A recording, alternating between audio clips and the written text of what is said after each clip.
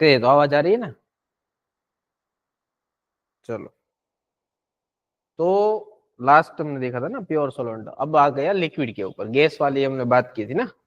तो लिक्विड में क्या होता है कि लिक्विड में हम पार्ट करेंगे दो। जैसे कि मान लो हमारे पास मैटर दो पार्ट में डिवाइड होता है। एक होता है वोलाटाइल, वोलाटाइल, और दूसरा जो होता है वो होता है नॉन वोलाटाइल। एक होता है वोलाटाइल, दूसरा होता है नॉन वोलाटाइल। वोलाटाइल किसको बोलते हैं? वोलाटाइल यानी कि कोई भी लिक्विड, किसी भी लिक्विड एंटायर रेंज में वो वोलेटिलिटी शो करता है, मतलब कि वेपर में कन्वर्ट होता है। फॉर एग्जांपल जैसे मान लो पानी है, ये हमारे पास पानी है, तो पानी आपने कभी देखा है कि पानी कभी भी यहाँ टेम्परेचर पृथ्वी के ऊपर कभी 100 के ऊपर गया है? नहीं गया ना। तो भी देखो पानी में से वेपर बन रही है। क्यों? क्योंकि पानी का नेचर वोलेटाइल है। तो वोलेटाइल नेचर से पानी क्या बनाता है? वेपर बनाता है। वेपर कंडेंस होकर वापस से बारिश में आते हैं। तो कभी भी टेम्परेचर 100 से ऊपर नहीं गया ना, मतलब कि ऐसा नहीं कि वो बॉइलिंग पॉइंट के ऊपर ही वेपर बनेगा। नहीं, किसी भी लिक्विड रेंज में पानी और उसके जैसे लिक्विड जो होते हैं वो वेपर जनरेट करते हैं, उसको बोलते हैं वोलेटाइल। जैसे लिक्विड हो गया वोलेटाइल, ऐसे ही सॉलिड भी होता है। आयोडीन, कैम्फर, कैम्फर, कैम्फर देखा ना? कैम्फर यानी क्या होता है? वो जो यूज करते हैं अभी, कपूर जिसको बोलते हैं, जो सॉलिड होता है मगर वो सबलाइम हो जाता है। सबलाइम मतलब सब्लिमेट होता है। सब्लिमेट में क्या होता है कि solid directly converted into gases और वेपर। जैसे कैम्फर हो गया, आयोडीन हो गया, NH4Cl हो गया, NH4HS हो गया, नेपथलीन बोल हो गया, बोरिक एसिड हो गया, बोरेक्स पाउडर हो गया, ये सब सॉलिड सीधा वेपर में कन्वर्ट। वैसे ही ये लिक्विड है वाटर, तो सभी लिक्विड को हम वोलेटाइल में लेंगे, और किसी जैसे ये सब सॉलिड को भी वोलेटाइल लेते हैं। बाकी सब नॉन वोलेटाइल में आते हैं। जैसे कि हमारी सैंड हो गई, जैसे मेटल हो गई, तो वेपर नहीं बनाते। तो सॉलिड नॉर्मली वेपर नहीं बनाते, नॉन वोलेटाइल में लेंगे। दिमाग में आ गया? चलो, तो मान लो हमारे पास ये इसके अंदर लिक्विड है। तो लिक्विड में ये हो गए क्लोज बाउंड्री, और ये होती है ओपन सरफेस। तो ओपन सरफेस में क्या, लिक्विड पार्टिकल्स यहां से बाहर निकले, तो यहां से वो वेपर में कन्वर्ट होते हैं, क्योंकि ओपन सरफेस। अब मैंने बोला ये वोलाटाइल नेचर शो करता है। वोलाटाइल मतलब किसी भी टेम्परेचर पे वो वेपर बनाएगा। तो कोई भी अगर लिक्विड वोलेटिलिटी शो करता है मतलब वेपर बनाएगा। अब बाहर देखो एटमॉस्फेरिक प्रेशर कितना है? 1 atm, 1 atm। तो कोई भी लिक्विड अगर वेपर बनाता है तो वेपर जो पार्टिकल्स होते हैं, गैसेस पार्टिकल्स, वो यहाँ पर क्लोज चेम्बर में क्या करते हैं? कोलाइड होते हैं। उससे क्या जनरेट होता है? Pressure. Pressure exert by the volatile liquid known as the vapour pressure of this liquid, इसको बोलेंगे vapour pressure, represent by P naught. P naught क्यों लिखा है? क्योंकि ये सिर्फ एक ही लिक्विड जो है प्योर लिक्विड, प्योर लिक्विड का वेपर प्रेशर है। ठीक है, प्योर लिक्विड का वेपर प्रेशर हो गया पी नॉट।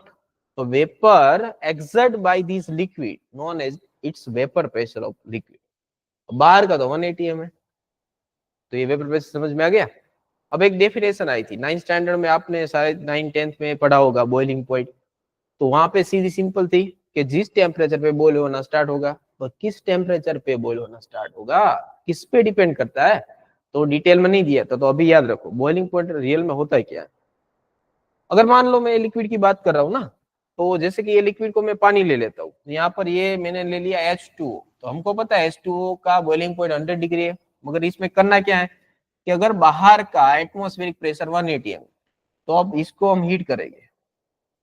अभी देखो आप नोट करोगे 25 डिग्री सेल्सियस पे जो ये वेपर बना रहा है, उसकी वजह से जो प्रेशर लग रहा है 0.4 atm होगा, यानी कम।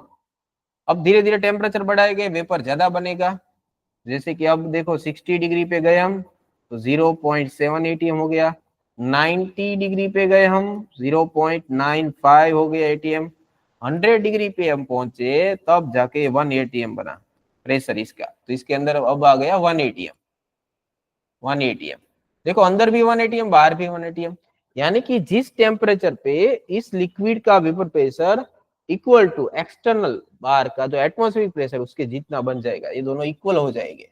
1 atm 1 atm, ये हो गया वेपर प्रेशर ऑफ लिक्विड, ये हो गया external pressure of atmosphere.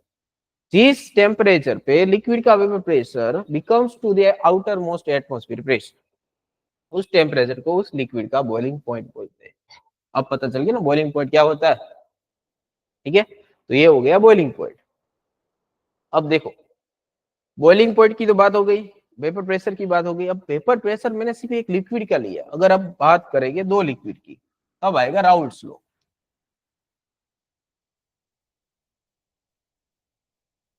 Raoult's law क्या होता है, तो राउल्ट्स लॉ में क्या होता है, मान लो एक हमारे पास लिक्विड है, liquid pure liquid component 1, liquid 1 वो क्लोज कंटेनर है, तो यहां से भी वेपर बनेगी, तो ये जो वेपर बनेगी वो प्योर लिक्विड एक ही होगी, तो उसको बोलेंगे P01, pure vapour pressure of liquid 1, अभी सेपरेट है।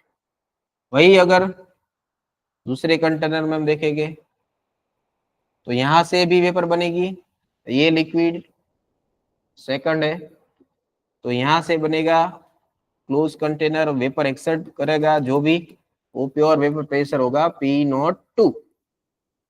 क्यों, क्योंकि दोनों अभी सेपरेट है, दोनों अगर सेपरेट है तो ये प्योर वेपर प्रेशर एग्जिट करता है। अगर दोनों को हम मिक्स करते, दोनों को हम कंबाइन करते, मतलब liquid plus liquid, volatile plus volatile, तब जाके बनेगा Raoult's law. Raoult's law for volatile volatile liquid, याद रखना। तो ये वोलेटाइल वोलेटाइल वाला जो राउल्ट्स लॉ है उसकी बात हम करेंगे, वोलेटाइल वोलेटाइल की। तो दोनों को अगर मिक्स करेंगे तो इसका वेपर प्रेशर P01 होगा, इसका P02। क्यों, क्योंकि यहाँ पर 100% 1 कंपोनेंट है, यहाँ पर 100% कंपोनेंट 2 है। ये 100% कंपोनेंट 1, 100%। अब दोनों को मिक्स करोगे तो कितना परसेंटेज पार्टिसिपेट करेगा, तो जितना परसेंटेज पार्टिसिपेट करेगा उतना उसका मोल फ्रैक्शन होगा, मोल फ्रैक्शन। तो मानो कि दोनों को अगर हम मिक्स करते हैं इसमें, तो इसमें कंपोनेंट 1 भी है, कंपोनेंट 2 भी है, दोनों वोलेटाइल है, दोनों वेपर बनाएंगे। क्लोज कंटेनर में वेपर प्रेशर एक्सर्ट होगा, उसको बोलेंगे हम पी टोटल, पी टोटल। अब देखो पी टोटल सीधा सीधा P1 note plus P2 note नहीं लिख सकते, तो पी टोटल क्या होता है, पी टोटल होता है P1 plus P2, P1 plus P2। देखो ये P1 नोट P2 नोट अलग है, P1 प्लस P2 अलग है। क्यों, क्योंकि P1 होता है पार्शियल प्रेशर, पार्शियल प्रेशर, और P2 होता है पार्शियल प्रेशर, यानी कि वही पार्शियल प्रेशर, कंपोनेंट 1 कंपोनेंट 2, दोनों पार्शियल प्रेशर ही है। तो total pressure equal to partial pressure of both component. But किसका कितना परसेंट लेना है, तो इसका x1% होता है और इसका x2, ये होता है मोल फ्रैक्शन, मोल फ्रैक्शन कितने परसेंट पार्टिसिपेट करते हैं। ठीक है, किसका कितना परसेंटेज, मान लो 100% ए हो गया तो बी 0% हो जाएगा, तो ये पी नोट बन जाएगा। तो वहां से पार्शियल प्रेशर वाला कॉन्सेप्ट आया। तो P1 कैसे निकालेंगे, P1 नॉट x1, P2 कैसे निकालेंगे, P2 नॉट x2। अब इन दोनों में से भी ग्राफ बनेगा, partial pressure of component 1 equal to pure vapour pressure of component 1 into its mole fraction, x1 आएगा यहाँ पे 1, कुछ नहीं है तो plus 0, y equal to M X plus C, y axis पे डाल दो P1, अब यहाँ पे होगा x1, यहाँ से जो यहाँ टच करेगा ये होगा हमारा P1 नोट। यही अगर दूसरा ग्राफ हम ड्रॉ करें तो P2 इक्वल टू क्या बनेगा, P2 0 x2, कुछ नहीं है तो 0, y equal to M X plus C, y axis पे वही सेम, यहाँ पर P2 होगा, यहाँ पर x2 होगा 0 to 1, यहाँ से जाएगा P2 0। ठीक है, तो ये हो गया P1 0 P2, दोनों का सेपरेटली जब होगा तब। अब दोनों अगर हम मिक्स कर रहे हैं ना सॉल्यूशन में, liquid plus liquid, Raoult's law for liquid plus liquid, volatile plus volatile, दोनों अगर मिक्स करते हैं फाइनल सॉल्यूशन में कैसा ग्राफ बनेगा, तो फाइनल सॉल्यूशन में हमारे पास फॉर्मूला क्या था, P total equal to P1 plus P2, यानी कि P total equal to P1 0 X1, P2 0 X2, ये हो गया final formula Raoult's law volatile volatile वाला फाइनल फॉर्मूला ये। अब इसका ग्राफ देखोगे ना तो दो ग्राफ इसमें मिक्स है ऐसा से मान लो यहाँ पर x1 है, ये 1 तो ये 0 हो गया, ये 1 तो ये x2 तो ये हो गया 0। जहां पर x1 है यहाँ P1 नॉट, यहाँ पर तो आएगा P2 नॉट, तो यहाँ P हो गया वेपर प्रेशर मोल फ्रैक्शन।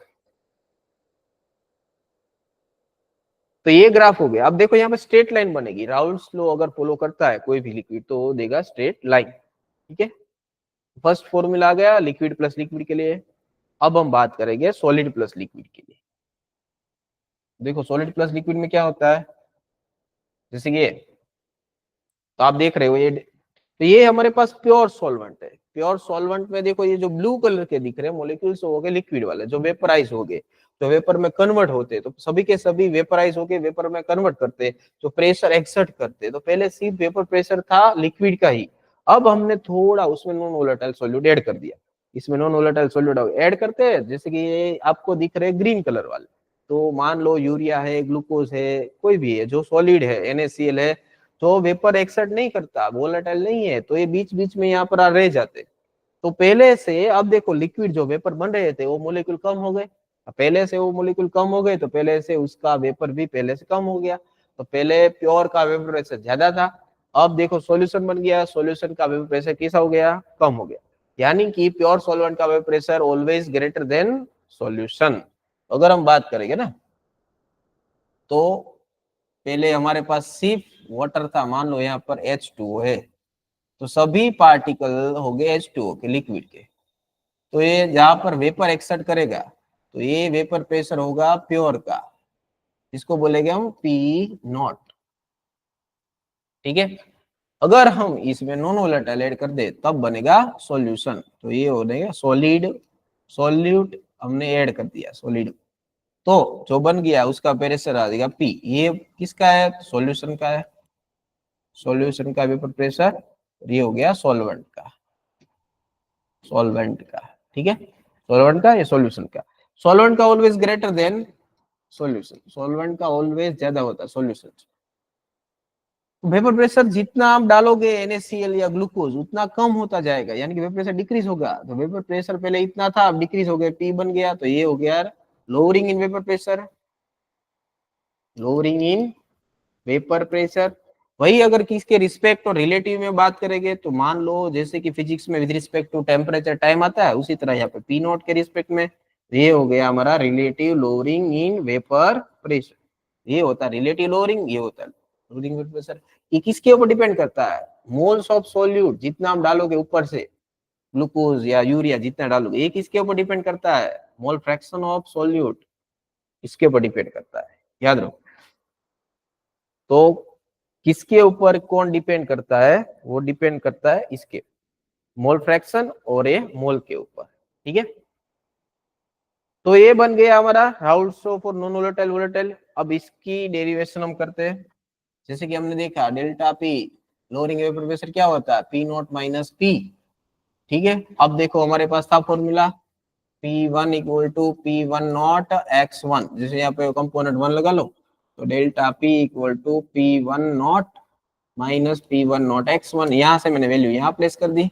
अब P1 नॉट कॉमन निकाल लो, 1 minus X1 delta P P1 not, इसको क्या बोलेंगे, तो X1 प्लस X2 क्या होता है 1, तो 1 माइनस X1 क्या होता है X2, बस यही फॉर्मूला यहाँ प्लेस कर दो X2, तो ये बन गया delta P equal to P1 naught X2, तो P1 नॉट नीचे ले जाओ, तो delta P upon X2 equal to P1 naught, ठीक है। डेल्टा P क्या था, P naught minus P upon P naught, तो X2। अब X2 कैसे निकालेंगे हम, X2 मोल फ्रैक्शन, X2 क्या होता है मोल अपॉन टोटल मोल। वही अगर X1 बोले तो सब में नहीं करना, सीधा 1 माइनस X2 कर दो, हो गया। तो हमें तो सिर्फ X2 चाहिए ना, तो X2 यहाँ प्लेस कर दो, तो P naught minus P upon P naught equal to N2 upon N1 plus N2। अगर देखो सॉल्वेंट ज्यादा है, N1 very very greater than N2, then हम इसको निगलेक्ट कर सकते हैं। तो P naught minus P upon P naught equal to N2 by N1, W2 by M2, W1 by M1। तो W2 M2 W1 M1, लो ये हो गया final formula relative lowering in vapour pressure का।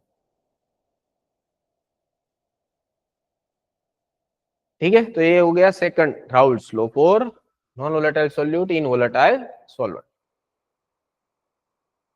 अब देखेंगे दो और कोलिगेटिव प्रॉपर्टीज, जैसे कि इक्वेशन। अब देखेंगे इक्वेशन अगर जो इसमें होता है ये paper pressure of solution at 100 degree Celsius having 3.24 gram cane sugar in 180 gram of water. 3.42 gram cane sugar क्या होता है? सुक्रोज। तो सुक्रोज हो गया 3.42 ग्राम, 180 ग्राम वाटर, और टेम्परेचर 100 डिग्री दिया है। तो पानी दिया है 180 और कैन शुगर दिया हमें 3.42 ग्राम। ठीक है, तो फॉर्मूला हमारा क्या था? P naught minus P upon P naught equal to x2, मतलब कि n2 divide by n1 plus n2। पहले दोनों का मोल निकालेंगे हम। तो n1 यानी कि पानी 180 अपॉन 18 इक्वल टू, पानी का मोलर मास 18 होता है यानी कि 10 मोल। वही अगर सुक्रोज, सुक्रोज का निकालेंगे 3.42।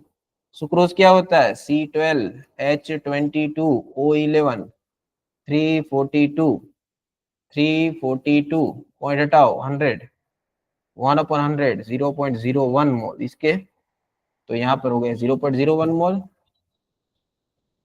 ये हो गया 110 प्लस 0.01। बस यही आपको फाइंड करना है, P naught minus P upon P naught. तो यहाँ अगर निगलेक्ट कर दे इसको तो ये हो गया 0.001। तो पी नॉट हम 760 ले लेते हैं, 760 minus P equal to 760 into 10⁻³ यानी कि 760 minus P equal to 0.76।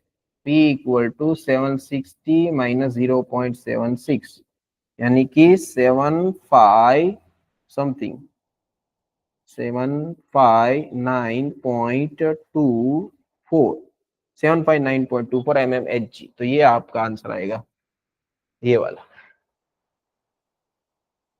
759.2 mm answer आएगा फर्स्ट वाला। ठीक है, चलो तो आगे बढ़ते हैं।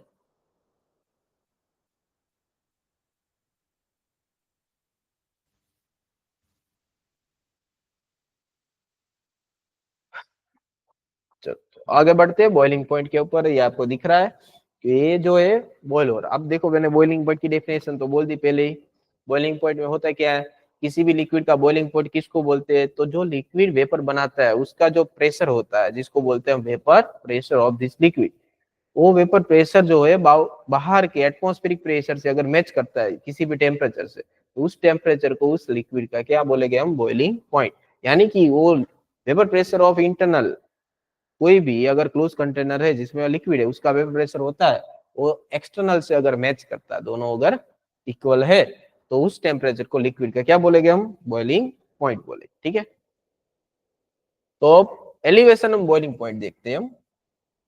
तो नेक्स्ट जो कोलिगेटिव प्रॉपर्टी आती है एलिवेशन इन बॉइलिंग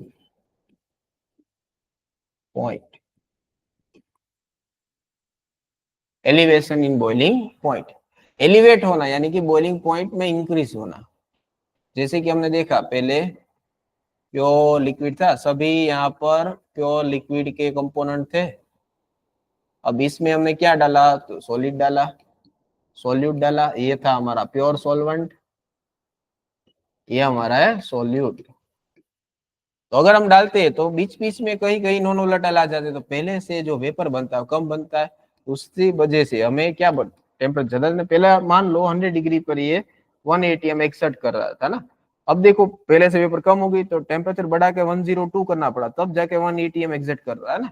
पहले से बॉइलिंग पॉइंट बढ़ गया इसका, तो एलिवेट हो गया। तो इसका अगर ग्राफ हम निकाले ना, तो पहले इस तरह लाइन खींचनी है आपको और ट्राइंगल बना। अब एलिवेशन इन बॉइलिंग पॉइंट यानी कि अपर ट्राइंगल लेना है। ये हो गया पी नॉट, ये हो गया पी, तो ये हो गया lowering vapour pressure delta P. अब ये हो गया 0 यानी कि 100 डिग्री बॉयल हो रहा था पहले, ये बढ़ गया टीबी, कितना बढ़ा, डेल्टा टीबी।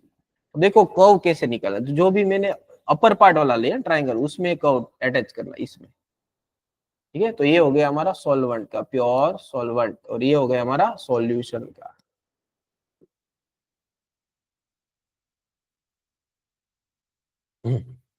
मतलब कि वेपर प्रेशर जितना कम होगा बॉइलिंग पॉइंट उतना इंक्रीज होगा, वेपर प्रेशर जितना कम, lowering vapour pressure directly proportional to elevation in boiling point.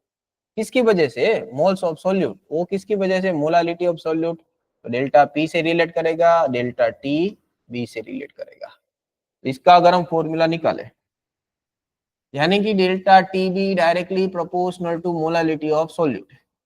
अगर प्रोपोर्शनलिटी हटा दे, के बी इंटू एम आ जाएगा।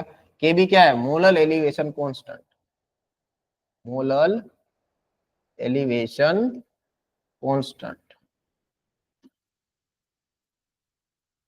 तो delta T B equal to K B 1000 W upon M W0, ये हो गया उसका फॉर्मूला। ये क्या होता है, सोल्यूट, और ये जो होता है सॉल्वेंट, ठीक है। तो ये हो गया एलिवेशन बॉइलिंग पॉइंट, इसको बोलते हैं। और पानी का देखो के बी फिक्स होता है, कितना होता है 0.52। अगर हम इसका यूनिट भी निकाले के बी का, तो के बी का यूनिट हम निकाले तो क्या हो जाए, डेल्टा टी बी। अब K B delta T B upon molality, यानी कि ये हो गया केल्विन। मोलालिटी क्या होता है, मोल पर किलोग्राम, यानी कि केल्विन किलोग्राम पर मोल। तो पानी के लिए कितना, इसका 0.52 केल्विन किलोग्राम पर मोल। ये हो गया हमारा के बी की वैल्यू। वाटर के लिए, सी वाटर के लिए आपको याद रखनी है, बाकी सब दी जाएगी, ठीक है। अब आते हैं डेल्टा टीएफ के, डेल्टा टीएफ। अब डेल्टा टीएफ से पहले बता दूं, इसको बोलते हैं हम depression, depression in freezing point. Depression in freezing point, depress यानी कि कम होता है, फ्रीजिंग पॉइंट कम होगा।